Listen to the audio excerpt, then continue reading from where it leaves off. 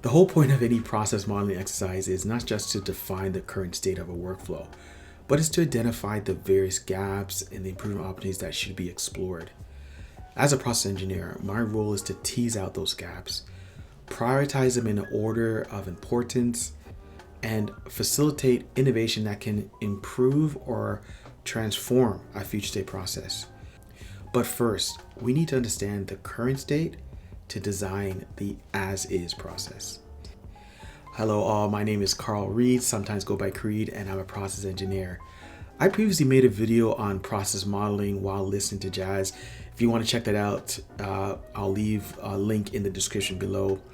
Today, I'm going to review that even further, but I'm going to review my process modeling methodology and break down the as-is current state process into 5 easy steps. I'm a big believer of BLUF, bottom line up front. So here are my steps that I plan to review, and feel free to jump to any of the timelines as listed below in the description. So the first thing is list the major workflow headers.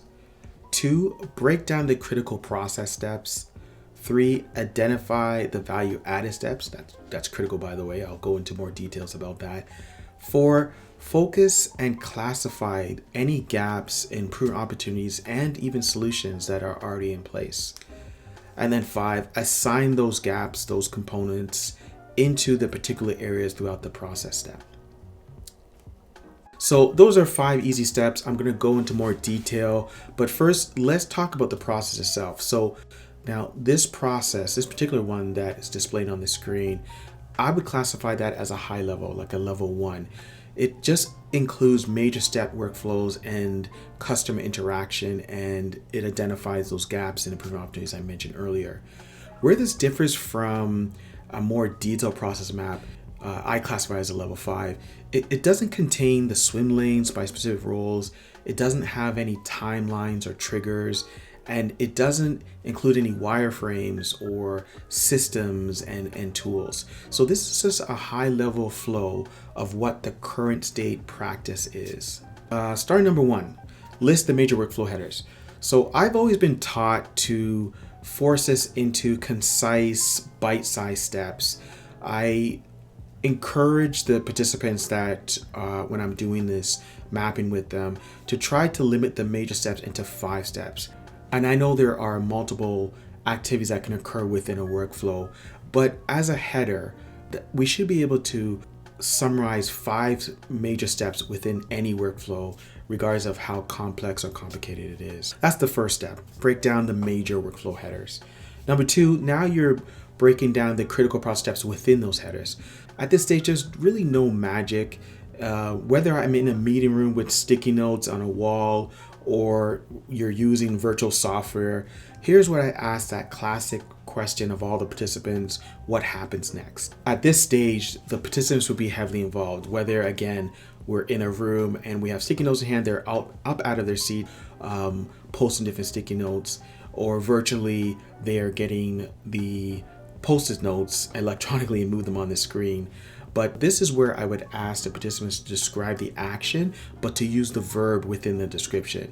An example is select a product, offer customer color options, upsell the service. These are examples of descriptions that I would ask the participants to use when they're describing the process step in hand. Think of this stage as you're building a bridge as you're walking across it, and in one direction, if that makes sense. Maybe that analogy is not good because I know when you build a bridge, they build it on both sides of the bridge. But in this case, we're building a bridge on one side and we're walking across. I asked all the participants to apply the sticky notes or the virtual post-it notes in the same order as the actions would take place within the workflow. That's how I want to flow the sticky notes, the post-it notes, the process steps, essentially. And I do that as a group. I don't break out, at this stage, I don't break out the participants. They're all working together. So even if there's an individual that's not involved in the process to the end of the process, I still have them part of these conversations so they get to see all the work and activities that's required prior to their involvement. And so if you're doing this right, you should start to see a process forming. Now, I should note that we're not trying to map the world in every scenario. think of it as what occurs 80% of the time. So you want to avoid that perfect storm or 1 in a million occurrence and go through the time of mapping that, because at this level, you're not trying to map it at a detail level. You're trying to map what occurs most often. So try to avoid that. The detail mapping is going to come down the road when we determine our area of focus. At this stage, still think of this and consider this as a high level process flow. It doesn't mean there's limited steps. It just means some of the scenarios that are few and far between, that hardly ever occurs, I would forego that at this stage and don't include it in your process mapping. So three is identifying the value added steps, and I never ever skip this step. It is key component to highlight any step where there is a direct customer interaction called the value added step. It may not be important at first, but you will use this eventually when you have to start prioritizing the area of focus. So eventually we're going to need to confirm what are the value added steps, what are the customer interactions, and treat it a little bit differently when we're thinking of solutions. A matter of fact, I should probably add, so the goal to make any process step, any process flow, is to make it more efficient and effective. But when it comes to value added step, there are certain components that we should guard. Like, we should not improve it to the level that it makes the customer interaction less than what it's supposed to be. An example would be that you're trying to improve the speed of a transaction, for example, with the customer. So in some cases, you would want to focus on improving the speed, efficiency, every step prior to the customer interaction, and maybe every step after. But the actual customer interaction, if it's not necessary to speed that up, just improve it, meaning make the interaction more meaningful.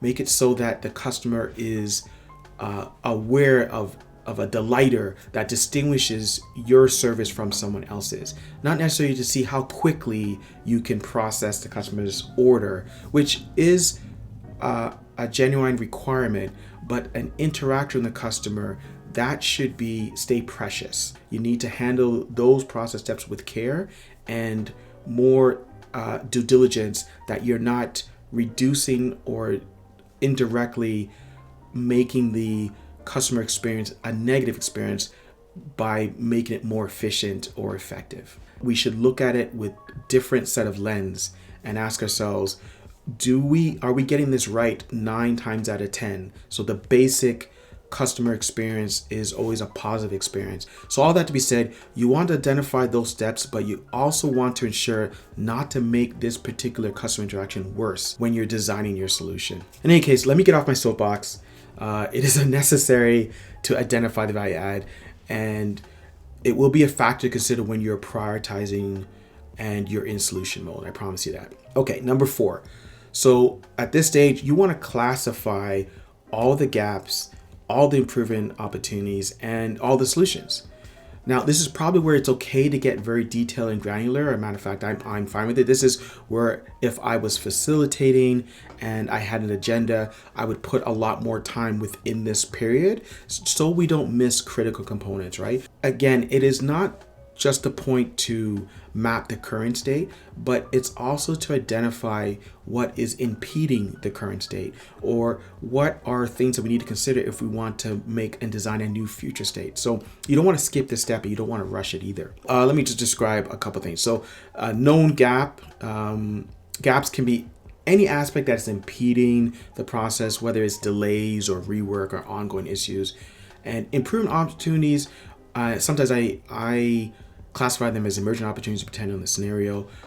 There are any items that could be a concept that we may want to consider. It maybe already be in launch, is being tested. It's in flight, or there is some other projects that might actually improve this. So you want to identify that, of course, because you don't want to do any redundant work where there's already effort to improve that scenario based on an improvement opportunity. But emergent opportunities, I just mentioned that briefly. Those are some components as a facilitator, as a process engineer. I will also put a few components on there that are emerging opportunities because of my experience. And I know there's a new concept that clients should be considering as a standard or a new procedure that will enhance the process. I will list a few on there as well, and I call them emerging opportunities, something that we should pay attention in the near future. And then of course, solutions. Now, yes, you want to identify solutions that are in place, meaning solutions that has already been implemented, has already been tested, and operations is currently managing it. Because for anything that we're going to design and we're going to enhance, we may have to relook at this solution. We may have to be aware of it, or we may have to not go in the direction we're thinking because it's going to impact that solution that's already in place. You want to capture all those items, and I normally number every one of these components identified. It is not uncommon to have at least 50 plus of gaps and solutions, improvement opportunities. And no surprise, you're going to have a lot more gaps than you have improvement opportunities, or otherwise you wouldn't be really focusing on trying to look at this process flow. So it's usually around 75% gaps, 20% improvement opportunities, and then 5% solutions that are already in place. So you just want to keep track of those items. So I would strongly suggest numbering them. I would also add, when working with multiple participants, you will get similar descriptions and duplicates. So that's fine. Feel free to group those concepts together and number them as required. So now that's 4 steps. Let me just recap. So the first one is list the major work headers. Try to keep it under five or under. Break down the critical process steps. I would try to map things that occur 80% of the time. So try to ignore anything that's going to be a scenario that only occurs once in a blue moon. Try to avoid that. Identify the value-added steps, and I think I went on a tangent to tell you why that's so critical, but please identify your value-added steps. In my case, I highlighted a different color, so I like to use blue in that case to identify that this is a unique box or unique process. 4, classify all the gaps, improvement opportunities, and solutions. Don't rush this step. Feel free to capture all those components. And then 5. Now 5 is, now that you captured all those improvement opportunities, you want to place them where they occur within the process. And yes, you're going to get the same items and in multiple areas. That's fine as well. So you can call out an issue and it occurs in the beginning of the step, but it also occurs at the end of the step. Yes, put them in both areas. You can number and say, hey, bullet point number 7 occurs here and here. That's fine to do that as well. Now that all the gaps have been displayed, so when you're done all this, you should see a plethora of gaps all across the process flow. And now that they're gathered together, it is going to look overwhelming. And that's the point. That's by design. It's supposed to look like a dog's breakfast. When you start to review all the gaps, you should start to see trends. And perhaps the same colors or a multitude of gaps are forming in one general area throughout the process. That's what you want. That's what I would call a heat map. You want to be able to demonstrate an area of focus that if we want to proceed with where we can improve within this overall arching process, we're hoping those gaps, improvement opportunity solutions, is suggesting the area of focus. In this example of the map that I did, it looks like when I look at it, most of the gaps, improvement opportunities seem to be focused closer to the beginning, maybe between the first and second and third step. That's what I want to see. That area of focus is kind of directing us. It's highlighting components that would impact the process or possibly a starting point to conduct any transformation changes. That's what we're looking for. You will also start to see themes. If there's several incidents describing certain components, you want to pull in and start reading that. You want to start putting those themes together, right? So words like multiple delays, waiting for ...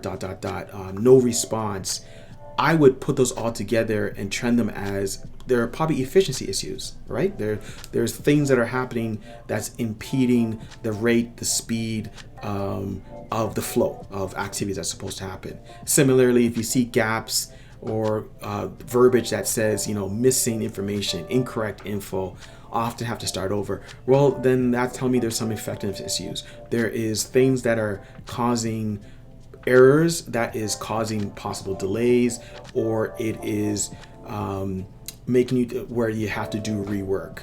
or their customer, God forbid, their customer facing areas, which by the way, those is what you want to focus on. If you start seeing gaps and spotting trends in the heat map, particularly if they're in areas like your value added steps, hint, hint, hint, that's what I was hinting on before, those are front facing defects.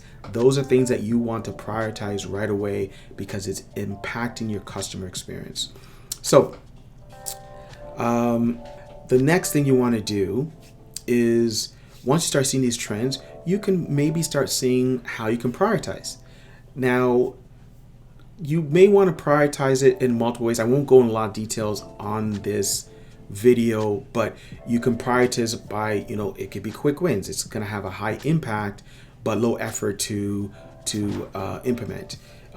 These are maybe points or gaps that align with the strategy. So this whole purpose of us doing this process modeling could be because there's a new strategy in place, and what areas is going to focus and align with that strategy. Well, points through 7 through 10 all align with the strategy, so probably that's where we should go first. Or it could just be what occurs most frequently, where there's some transparency issues. So basically, this process modeling will allow people to do maybe some SOPs, explain the ways of work, and so people can fully understand what occurs before they're involved and what occurs after. So you just want to be able to, one, identify those gaps in the area, two, start to see themes through common traits and verbiage, and then three, have it that you're in a position to prioritize because either it's localized in a certain area, or this is by our prioritization rules or logic that we decided on, this is how we're going to start. I'm hoping that in explaining this, you can see the key points of this exercise is that you're not just trying to establish a current state workflow, which is always good. I mean, everyone should know how things happen, and I can't express enough how many instances I've been requested just for that. Just, can you, Carl, tell me what my world looks like? Because I inherited this process, or it's a process that has not been redesigned and looked on in so long that now that we're in, I'm using air quotes, digital transformation mode, I like to know what can be actually improved and what needs to be changed. You're not just trying to establish a current state workflow, but you're trying to identify the gaps, improvement opportunities, and then where can you see a visual area of focus that can help you prioritize and get to that next stage. Now you want to, once you have those answers, you can now maybe focus on the header between header 2 and 3. Maybe those are those 3 major steps, or excuse me, those 2 major steps that you now want to do a detailed transformation. So if this stuff kind of interests you, I'm a geek like this. I know there's more people like that out there. I'm currently creating webinars where I'm going to break down the structure and methodology to best facilitate these process modeling design sessions. I'm going to include tips on the best way to encourage participation. That's key. Real-time sharing, and most importantly, how do you capture issues and ideas from those who live and breathe in the process. And then finally, I'm going to share maybe some templates on how to best present a completed process, that as-is story, the heat map, the priorities approach. There's a right way to present this. I use a variety of templates to present this, and then it just allows for a very effective, clear discussion on what the next step should be. Because after going through all this, the whole goal is to confirm, here's my recommendation, here's where our next step should be. Can we get confirmation and decision to proceed? And that's what you really want out of this, because this exercise is a very expensive exercise, mainly because you're having so many participants involved to put this together. And so again, it's not just enough to have the as-is current state mapped. You want to now proceed. How do you go forth to do the digital transformation? So I'm still working on this seminar. I should have it complete soon. For those that are interested, let me know if you want to attend. I'm going to share with a small group to do a little beta test to see what works well. You know, a continuous improvement guy, I always want to know how I can make things better. So I want to launch it, get some feedback from a few that are interested, and then improve it even better. So if you found this this type of information helpful in any way, please like, subscribe, and feel free to comment, ask any questions. I love these kind of conversations. I don't think I'm ever going to run out of topics because I just find this stuff so interesting. Sorry for those who may not find this interesting. Process modeling, digital transformation. I'm gaga for this type of stuff. I think I'll be doing this to the end of time. So as usual, let me just close by saying, remember to do one thing at a time, focus on the most important thing first, and start it right now. Talk to y'all soon. Peace.